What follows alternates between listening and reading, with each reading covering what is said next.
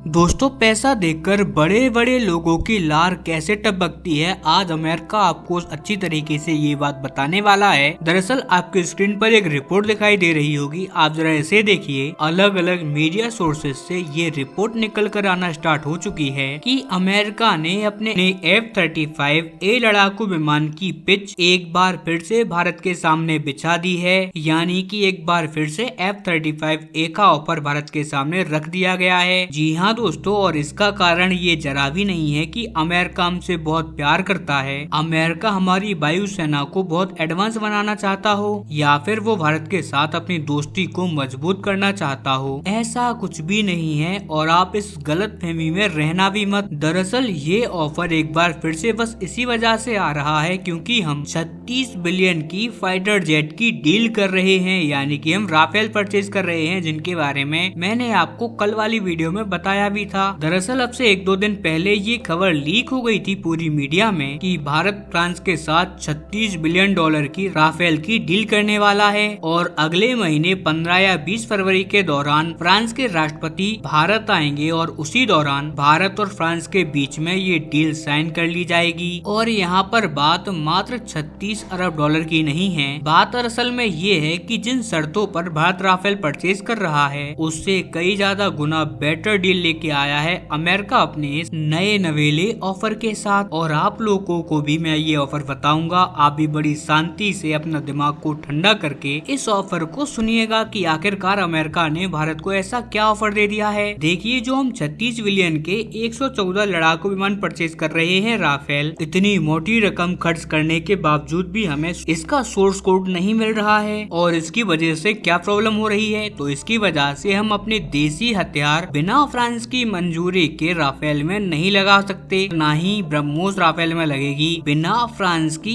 अनुमति के। अब कई लोग यहाँ पर कहेंगे कि यार फ्रांस अच्छा दोस्त है हमारा, हमें ये परमिशन तो मिल ही जाएगी। तो उनके लिए मैं एक बात बता दूं कि अब से 4 साल हो चुके हैं जब हमने पहली बार राफेल परचेज किए थे 36 की संख्या में। आज तक की डेट में फ्रांस उनमें उनकी खुद की मिट्योर मिसाइल भी नहीं लगा पाया। हमारी देसी ब्रह्मोस और अस्त्रा मिसाइल को तो आप भूल ही जाओ। जी हाँ दोस्तों, जो मिट्योर मिसाइल है जिसकी वजह से हमने राफेल को परचेज किया था, उनके लिए भी 4 साल हो चुके हैं। आज तक हमें ना ही तो मिट्योर मिल पाई है और ना ही उसे राफेल में लगाया गया है। और हम जो नए 114 के आसपास लड़ाकू विमान परचेज करेंगे फ्रांस से राफेल, इनके अंदर भी कोई गारंटी नहीं है कि मिट्योर मिसाइल हमें मिलेगी ही, या फिर इसके अंदर हम अपनी देसी मिसाइलें लगा पाएंगे या नहीं। अब यहाँ पर अमेरिका का कहना ये है कि जब तुम इस ऑफर के साथ राफेल को परचेज कर रहे हो तो इससे ज्यादा बेटर तो ये है कि आप इसी ऑफर के साथ मुझसे मेरा F-35 परचेज कर लो और उसे हम और कम कीमत में देंगे आपको। हम आपको 150 से 200 मिलियन डॉलर में दे देंगे। आप तो 300 मिलियन से ज्यादा खर्च कर रहे हो एक 4.5 जनरेशन के एयरक्राफ्ट के ऊपर, जो कि स्टेल्थ लड़ाकू विमान भी नहीं है। कम से कम मैं आपको एक स्टेल्थ हथियार तो दे रहा हूँ। और सबसे मजे की बात कि 4 साल पहले जो तुम्हें राफेल मिले थे, आज तक उनमें सीमलेस डाटा शेयरिंग इंटीग्रेट नहीं कर पाया है फ्रांस, यानी कि फुल्ली वो भारत के सिस्टम में इनकॉर्पोरेट नहीं हो पाए। लेकिन मैं तुम्हें नए F-35 के साथ एकदम सीमलेस डेटा शेयरिंग दूंगा। इसके अलावा एडवांस सेंसर्स विद फ्यूजन दूंगा। यहाँ तक कि तुम लोगों को मल्टीफिकेशन एडवांस डेटा लिंक दिया जाएगा। और जो लोग नहीं जानते कि ये मल्टीफिकेशन एडवांस डेटा लिंक क्या होता है, तो आसान भाषा में मैं आपको अगर बताऊं तो आप ऐसे समझिए कि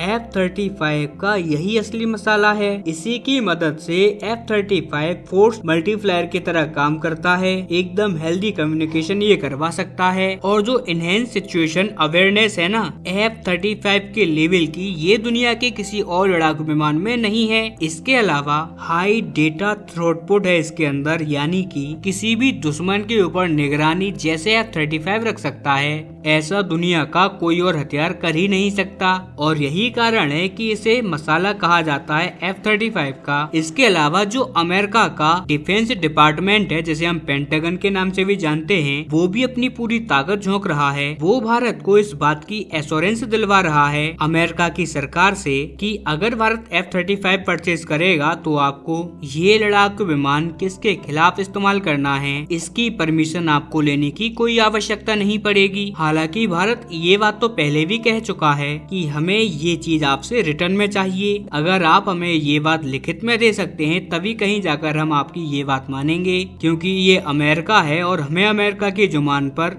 जरा भी भरोसा नहीं है। हमें क्या, दुनिया में शायद ही कोई ऐसा देश होगा जिसे अमेरिका की जुबान पर भरोसा होगा, और ये बात एकदम सही भी है।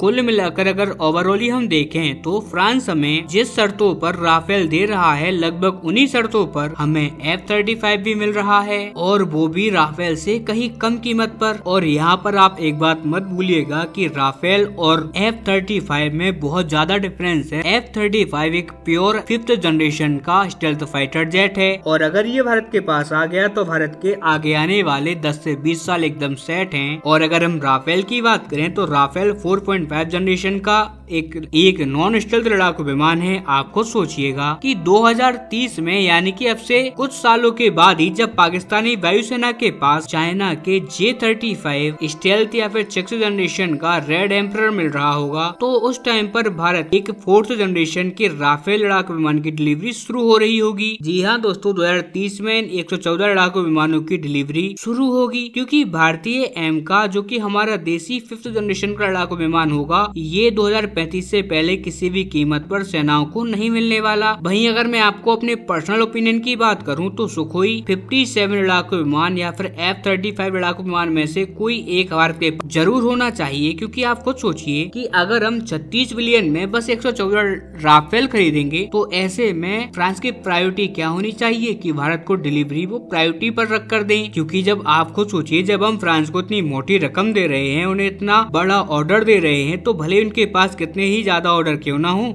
लेकिन अगर रकम को देखकर देखा जाए तो उन्हें प्रायोरिटी हमें देना चाहिए। लेकिन ऐसा हो नहीं रहा। हमें ये 4.5 जनरेशन के लड़ाकू विमान 2030 से मिलने शुरू होंगे। तो फिर आप खुद जरा मुझे बताइएगा जेन्युइनली कि Su-57 में आखिरकार क्या बुराई है, क्योंकि रूस भी तो ये बात कह ही रहा है कि 2028 तक हम इसे 100% स्टेल्थ लड़ाकू विमान बना देंगे नए इंजन के साथ, और 2029-30 से हम आपको इसकी डिलीवरी भी देना स्टार्ट कर देंगे। तो फिर आप 5th जनरेशन का जेट क्यों नहीं ले रहे? हाँ, या फिर आपको एक नॉन रशियन जेट चाहिए तो आप F-35 की तरफ जाओ। अब नो डाउट कई सारे लोग ऐसा कहेंगे कि यार अमेरिका तो किल स्विच का इस्तेमाल कर देता है। अमेरिका के F-35 में तो किल स्विच होता है, अमेरिका बस एक बटन दबाएगा और भारत के सारे लड़ाकू विमान बेकार हो जाएंगे। तो उन्हें मैं बता दूं कि F-35 में भी किल स्विच होता है या नहीं होता है ये किसी को नहीं पता। लेकिन जो हम राफेल परचेज कर रहे हैं उसमें तो ऑलरेडी फ्रांस किल स्विच लगाकर दे ही रहा है। मतलब कि अगर आपको मिसाइल लगानी है तो फ्रांस से पूछो, आपको उसमें कुछ मॉडिफिकेशन करना है तो भी फ्रांस से पूछो। तो अब ऐसे में इसीलिए ये डील कैसे किसी के गले के अंदर उतर सकती है, क्योंकि अगर आप देखेंगे तो